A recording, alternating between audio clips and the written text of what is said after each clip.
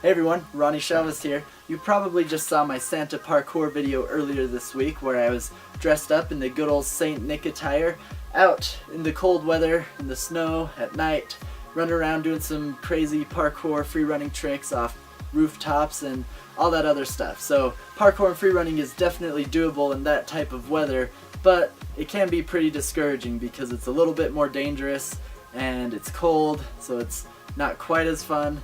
But you can still make do with it and learn to adapt. And that's what parkour is all about, learning to adapt to different environments.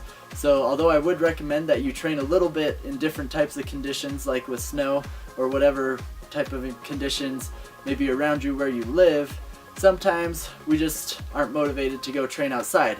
But there are some great ways for us to train indoors. So the first thing I want to show you is just a handy little pull-up bar. I think I got it for 30 bucks. Fits up in a door frame. You can do a bunch of cool different arm pull-up exercises. But sadly, in this basement, the door frames are actually too big for this pull-up bar. So let me show you what I've improvised for doing my own method of pull-up training. So I managed to find this pipe lying around, tied it up to some rope to a beam, so now I have my own little handy pull-up bar.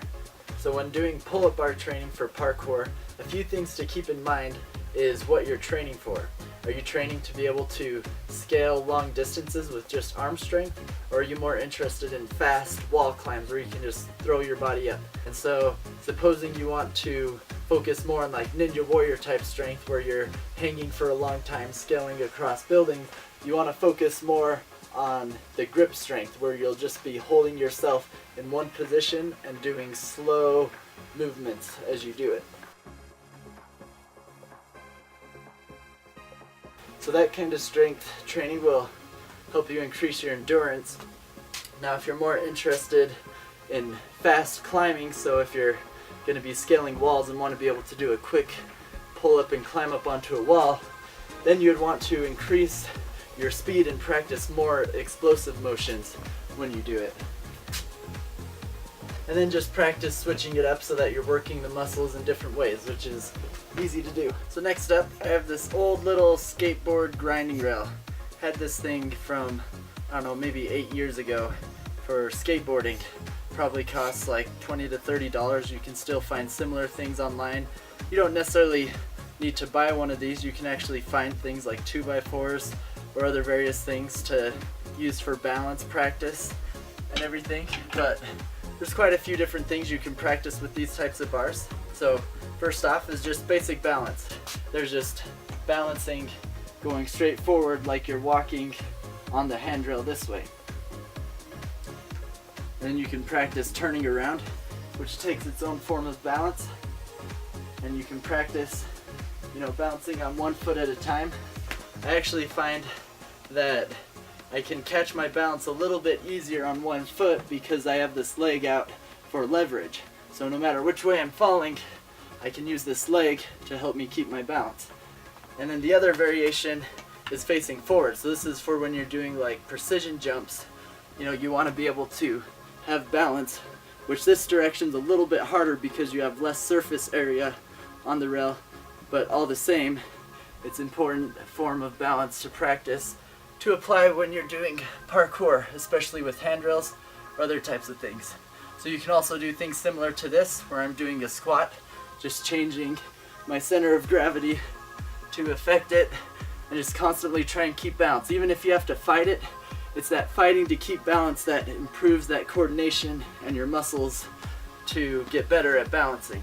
You want to make sure your rail's sturdy enough to do this next thing, but you can start practicing jumping onto the rail like you would precision jumps.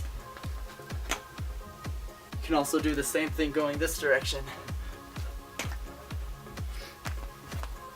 Make sure you jump more up and down on top of it because it's not super sturdy, so if I have too much momentum into it, it'll knock it over and I'll fall on my butt. As you start feeling more comfortable with the rail, you can start practicing different variations of spin jumps on and off the rail.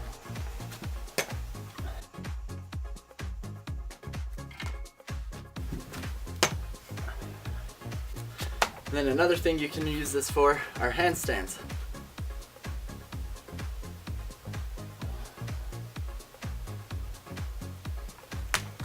So for this next one, you'll probably want to make sure you get permission from your parents, that is if you live with your parents, before doing this, because I don't want to see you guys getting in trouble because of my video you saw on YouTube. But anyways, here I got this nice little desk. It's pretty sturdy. You can find lots of furniture around the house, couches, dressers, desks, whatever. Things that you want to make sure are sturdy and you're not going to bust up if you know, you put too much weight on them. So this one's a solid metal and wood desk, so I know it's pretty safe and pretty sturdy. So I'm going to just do some basic vaults on it and then some more advanced tricks that I can do with it.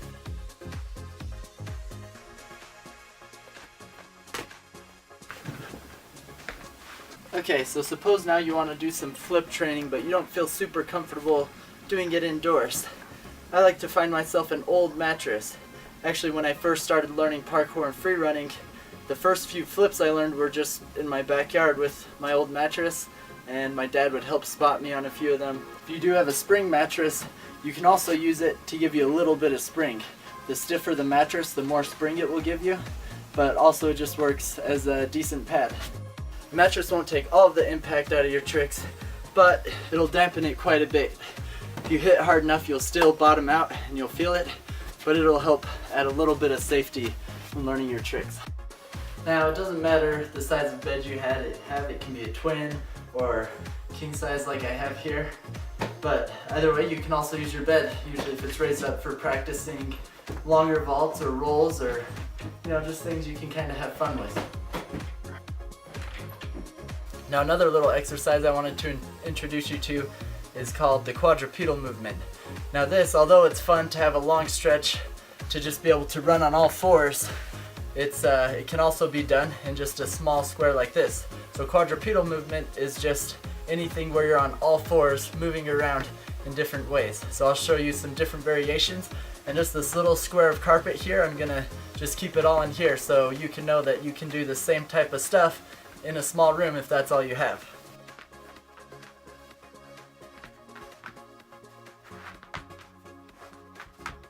You'll find after a few minutes of doing that, it's a pretty good workout. So don't underestimate the power of 4. And just doing those types of movements just works your body in different ways that makes you more adaptable to parkour movements in different situations. Alright, then finally, if you can find a couple 2x4s, you can find them at construction sites just laying around, or if you want to spend a few bucks, you can buy some yourself. But these are just really simple and safe method for practicing precision jumps, and you can place them however far apart you want and just practice different variations of it.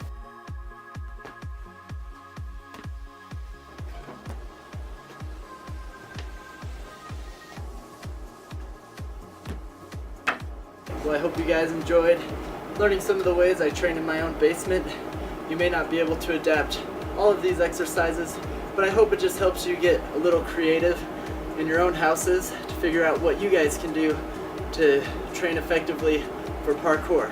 So let me know if you want tutorials on any of the specific movements I did in this video today, and give this video a thumbs up if you feel like it helped you out in your own training, and be sure to subscribe. Thanks for watching.